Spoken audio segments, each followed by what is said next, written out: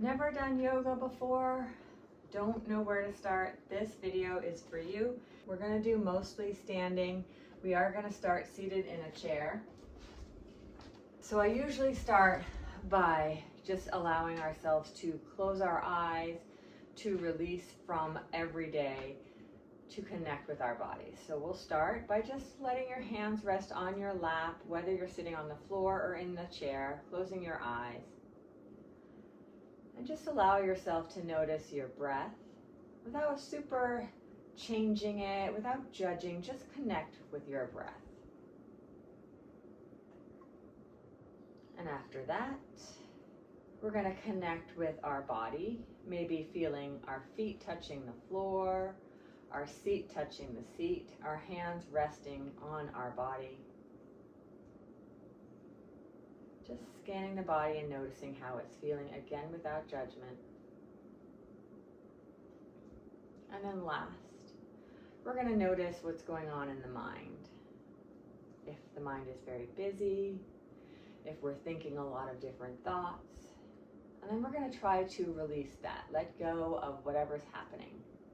Think of it coming in one ear and going right out the other. And if your eyes are closed, we'll open the eyes up. And we'll just sit a little taller. If you're in a chair, we can scooch to the front of the chair. If you're on the floor, just sit a little taller.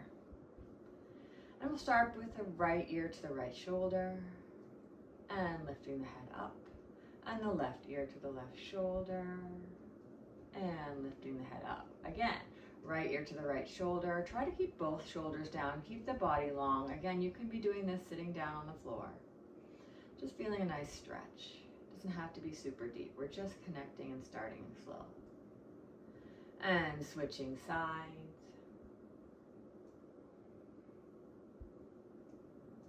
Good. And we're going to roll out the shoulders, maybe starting reaching towards the back, and then roll them out towards the front. And then we're going to stand up. So we're going to move this chair out of the way. And we're going to come to a place where there's space. We're going to, if you don't have a yoga mat, that's okay. It might be nice to do it on a rug or even the floor, something that's not slippery, preferably without socks on. And so I have separated my legs kind of far apart. I'm going to put my hands on my hips, and I'm just going to let myself kind of wibble wobble. So any kind of movements here.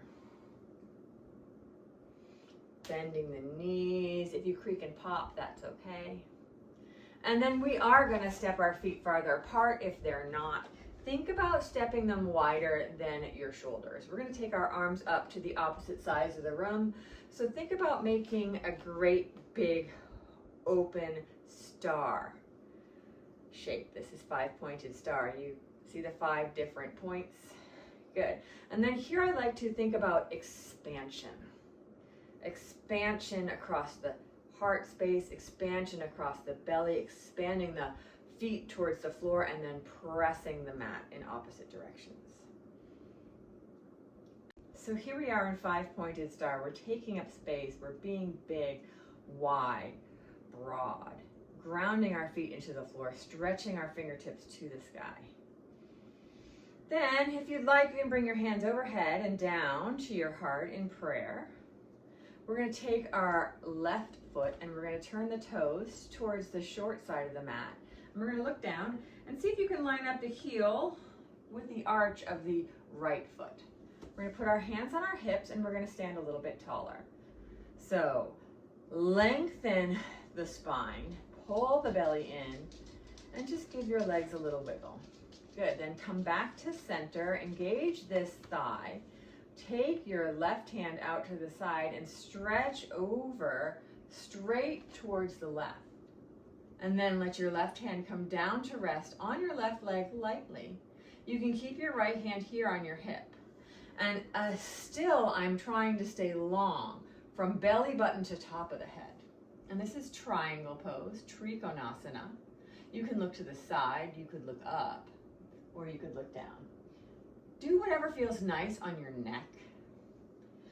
And then if you wanted to, you could let that hand on the leg slide down a little bit and really lengthen or tuck the hip under so that you're really lengthening from the top hip all the way to the top ear. So you're getting a lot of stretch in the side waist, but also in this leg. But you don't have to go low, you can stay high. When you're ready to come out, we'll just stand tall, come back to 5-pointed star, so turning both feet towards the long side of your mat. We'll take the arms up overhead together and down to heart again. Bringing the hands to the hips, we're just moving into the other side, so the left foot is facing the long side of the mat, the right foot is facing the short side of the mat. We're looking down and trying to line up the heel and the arch, and then stand tall. Just breathe here for a moment. Keeping your left hand on your left hip, take your right hand directly out from its shoulder and stretch directly to the right. So just reaching straight up to the right, maybe thinking about tucking your right hip under a little bit. And then take your right hand to your thigh and maybe let it slide down the thigh. We're staying long from belly button to top of the head, and you can look wherever feels nice for you. So think about having this shoulder, the bottom shoulder, directly on top of the leg, so we can look down and see right here on the leg. It's almost like you're tucking your hip under, and then you're turning your heart to face the ceiling, like the shoulders, like if you could, you would open your heart all the way to the sky, but not quite that far. We have a softness in this knee. There's a lot of pressure on the back of the knee. That's just your body's way of telling you to give a little more softness to the knee. Micro bend, it's called. And then when you're ready to come up, we'll just use our core, pull our core in, stand up nice and tall, turn your toes back to face the long side of your mat, coming back to 5-pointed star. Again, arms up overhead and down to heart. And we can either heel toe or step our feet together and give everything a shake. If it doesn't feel comfortable for you to lift your feet up off the floor, you can sway side to side, or you can do both of those things. We're gonna do a balance. If you'd like your chair, grab hold of your chair again, or alternative to a chair is the wall. So we have the chair or the wall. We're gonna be holding on to that for balance. We're gonna practice tree pose. The leg that we're standing on, we're just gonna shift the weight subtly there, so most of the weight is on the left leg here. We're gonna soften the right knee, so the right heel is gonna come off the floor, and just practice standing right here on the left leg. Engaging the core, standing nice and tall, and just practice for a moment. Then for tree pose, we're gonna take the right knee out to the side. We're gonna bring the bottom of the right foot onto the left ankle. The toes of the right foot can stay on the floor. And again, there's a little micro bend in that standing leg, not tons of pressure in the back of the knee. We can hold onto the chair or the wall as much as we want. If we're feeling comfortable and we want, we can lift the foot up and let it travel up and rest anywhere upon the standing leg, maybe even grabbing hold of it and pushing it into the thigh, or anywhere that feels good. If you're pressing here close to your knee, just make sure it feels okay. Then, if you wanted to, you could let go of the chair or the wall for just a moment. Hands can be anywhere that feels good. And you don't have to stay. It's about a practice, so you can move in and out of the pose. And when you're ready to step out, just step out. Maybe give that standing leg a shake. And we'll simply switch sides. So now we're going to be standing on our right leg, maybe holding onto the wall or the chair. We're going to bend the left knee slightly. We're going to turn the left knee out to the side. We're going to bring the bottom of the left foot onto the ankle. If you start to wobble or sway, that's okay.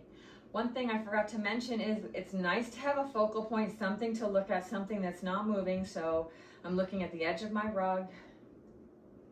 And then go ahead and practice wherever you were on that first side for your tree. Again, this is all about you and what feels right for your body. Practice however feels comfortable for you and your balance. Some days are easier than others. All through this balance practice, we are breathing. And then when you're ready to come out, we'll just come out. Again, shake it out however you want. We're going to do a standing forward fold. I'm going to turn to the side just so that we can see how bent my knees are going to be. So here I am, standing nice and tall in Tadasana. So Tadasana is simply standing tall. We have our shoulders stacked over our hips stacked over our knees stacked over our heels. Our palms are facing forward, our shoulders are down. So nice and tall. If you feel comfortable, you can take your arms out wide and reach them up overhead. Another option is to have hands on hips. Standing super tall here. So again, notice if you've changed your stance and try to stay with the belly pulled in, the thighs engaged, the shoulders long. And then I'm going to ask you to soften the knees a little bit. So soften the knees just a tiny bit. If your arms are overhead, let's bring them back down to hips. Press your hands into your hips, ground your feet into the floor, lengthen from belly button to top of the head. And then we're going to lengthen forward. So imagine that you're taking the top of your head and you're reaching it for the front of the room, coming halfway, letting your hands now slide onto the thighs. And we're just bringing our body basically towards parallel to the floor or close to that. So we're coming into a hinge. In this hinge, we're trying to keep the tailbone facing one direction, the crown of the head facing the other direction, so the back stays long. My knees are going to bend. My knees can bend more. Most important here is to have a long spine. In fact, let's press our hands into our thighs and press the shoulders away from the ears and lengthen the spine more. We can stay here. This can be our forward fold. If you want to go deeper, you can let your hands just slide down your legs. You can tuck your chin so that the top of your head is facing your toes. You can let your hands come off the legs and just hang like empty sleeves. You can sway those arms, but you can always keep your arms on your legs. You can bend your knees a lot. In fact, sometimes it's nice to bend the knees so much that the belly and the thighs rest together. And then think about here in forward fold, the idea of surrender. The whole back body is lengthening. Wherever it is that you are, make yourself most comfortable. How can you make yourself just a minute bit more comfortable? And then to come out, we're going to press into the feet and we're going to slowly stand up. Take your time. You can let your hands crawl up your legs. And we're going to come back to Tadasana. Back to our chair or the floor, whatever feels better for you, for our final relaxation. So for this one, you don't have to have your feet touching the floor. If they don't touch the floor, that's okay. If you're lying or you're sitting on the floor, you could also lie down on your back. Make yourself as comfortable as you can. Maybe resting the back against the chair or feeling yourself resting on the floor or on your sofa, wherever. And we're going to close our eyes. We're going to let go of everything again. Turning the mind inward. Again, noticing the breath. Then noticing the body.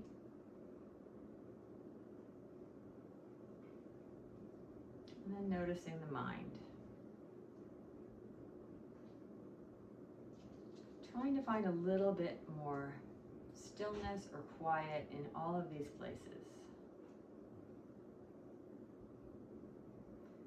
And when you're ready to come out, open your eyes, and thank you so much for being here with me for this quick and easy yoga flow.